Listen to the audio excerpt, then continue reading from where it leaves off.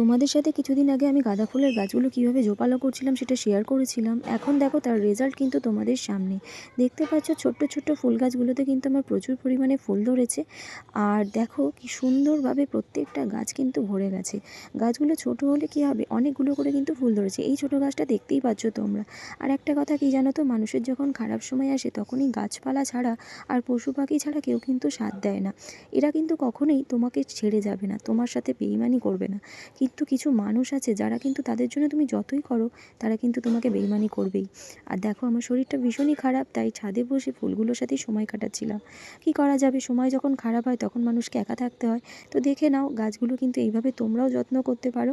আর এই ফুল গাছটা দেখো অনেক দিন পরেই ফুল এসেছে, ওগুলোর ফুল ফোটার অপেক্ষায় থাকলাম। জানো তো, অল্প বয়সে মানুষের অনেক রূপ দেখে ফেলেছি, তাই জন্য ভালো থাকার জন্য এখন আর মানুষের সঙ্গ নয়, গাছপালাকেই বেছে নিয়েছি।